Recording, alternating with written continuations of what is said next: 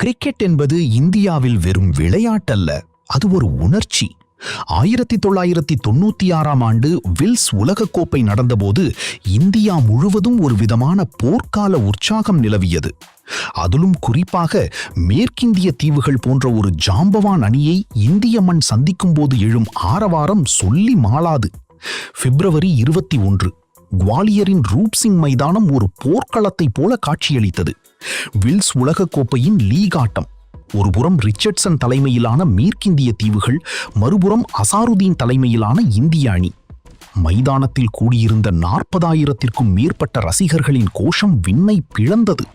அன்று நடந்தது வெறும் கிரிக்கெட் போட்டி அல்ல, இந்திய கிரிக்கெட் உலக வல்லரசாக உருவெடுத்த ஒரு வரலாற்று தொடக்கம்.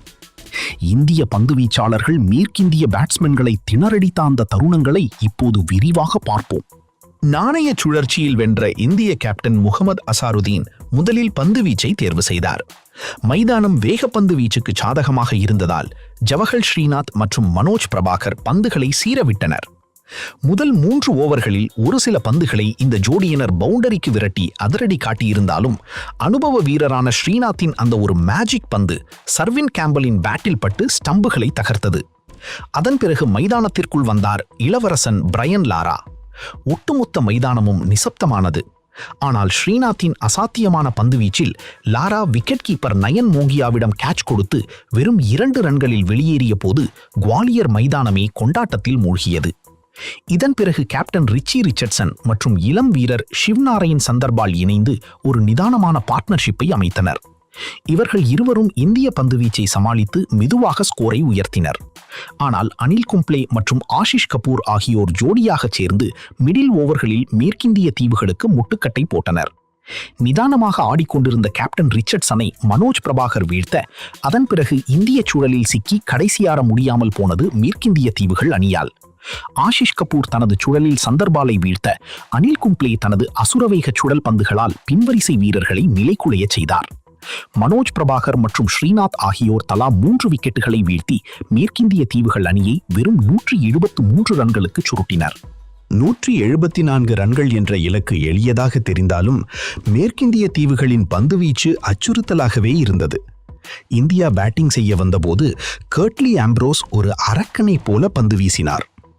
அஜய் ஜடேஜா மற்றும் சித்து ஆகியோரை ஆம்ப்ரோஸ் ஆரம்பத்திலேயே வெளியேற்ற இந்தியா 15 ரன்களுக்கு 2 விக்கெட்டுகளை இழந்து தடுமாறியது. இந்த இக்கட்டான நிலையில்தான் சச்சின் டெண்டுல்கர் தனது அபாரமான ஆட்டத்தை வெளிப்படுத்த தொடங்கினார். ஆம்ப்ரோஸ் மற்றும் வால்ஷின் பவுன்சர்களை மிக லாவகமாக எதிர்கொண்டார். சச்சின் அடித்த சில ஸ்ட்ரெயிட் டிரைவுகள் இன்றும் கிரிக்கெட் புத்தகங்களில் பாடமாக இருக்கும். அவருக்கு பக்கபலமாக கேப்டன் அசாருதீனும் விக்கெட் வீழ்ச்சிக்கு தடை போட்டதோடு களத்தில் நின்று 79 ரன்கள் என்ற ஆட்டத்தை திருப்பி போடக்கூடிய ஒரு பார்ட்னர்ஷிப்பை உருவாக்க முக்கிய காரணமாக இருந்தார். இந்த சூழ்நிலையில் சச்சின் தனது அரை சதத்தை கடந்த வேளையில் 32 ரன்கள் எடுத்திருந்த அசாருதீன் எதிர்பாராத விதமாக ரன் அவுட்டின் மூலம் ஆட்டமிழந்தார். சச்சின் தனது பாணியில் அரை சதத்தை கடந்து சதத்தினை நோக்கி முன்னேறி கொண்டிருந்த பொழுது துரதிருஷ்டவசமாக வினோத் காம்ப்ளியுடன் ஏற்பட்ட ஒரு தவறான புரிதலால் 70 ரன்கள் எடுத்திருந்த போது ரன் அவுட் ஆனார். சச்சின் அவுட் ஆன பிறகு ஆட்டம் சற்று பரபரப்பானது. ஆனால் வினோத் காம்ப்ளி தனது நெருங்கிய நண்பன் சச்சின் விட்டு சென்ற பணியை தொடர்ந்தார். ஆம்ப்ரோஸ் வீசிய ஒரு பந்தை காம்ப்ளி மிட்விக்கெட் திசையில் ஒரு பிரம்மாண்டமான சிக்ஸராக மாற்றியது இன்றும் ரசிகர்களின் கண்களுக்குள் நிற்கிறது. அது வெறும் சிக்ஸர் அல்ல, மேற்கிந்திய தீவுகளின் மிரட்டலுக்கு இந்தியா கொடுத்த பதிலடி. அது மைதானத்தில் இருந்த ரசிகர்களுக்கு ஒரு பெரும் உற்சாகத்தை தந்தது. நயன் மோங்கியா மற்றும் காம்ப்ளி ஜோடி நிதானமாக ஆடி வெற்றி கோட்டை எட்டியது.